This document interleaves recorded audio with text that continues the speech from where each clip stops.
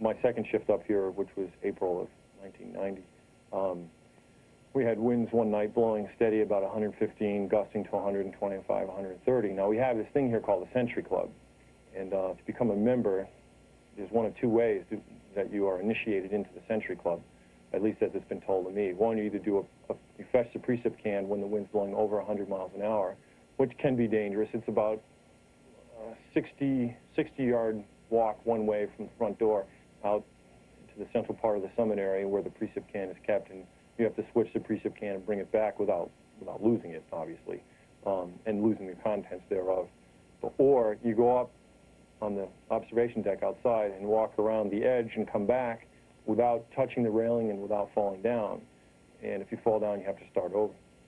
Now, my first attempt at that was I went outside, and once you get away from the tower, normally the wind is out of the west or the northwest like 90% of the time, so you're moving away from the tower, the wind is your back. And once I got away from the tower, it only took me a few seconds to get across the deck, and it took me about 20 minutes to walk back. I mean, it was just, I don't know how to describe it. It's with the wind at your back like that, it's like two of your best friends pushing on you as hard as they can, and then you trying to resist that.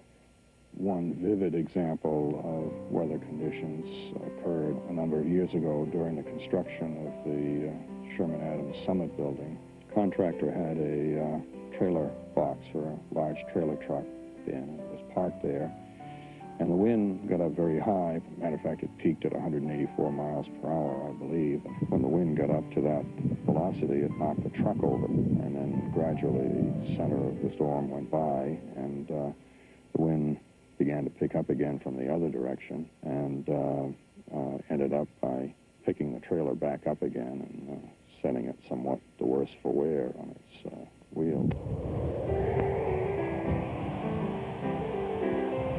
Not every moment is devoted to painstaking scientific inquiry. Witness breakfast with a view, high above the presidential range.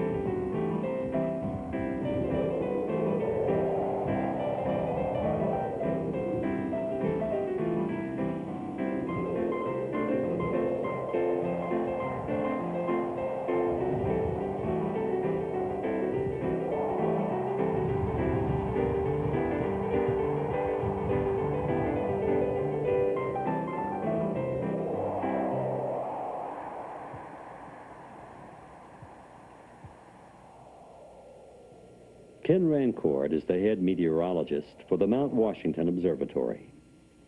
A great story, a short story, is that our boss was out walking downhill one day, and winds were not very bad, 85 to 90. It was foggy, some blowing snow.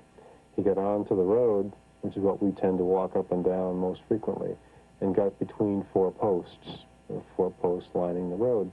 And what happened basically was he fell down, and when he got back up, he was still between the four posts, but then he couldn't figure out which way the road went.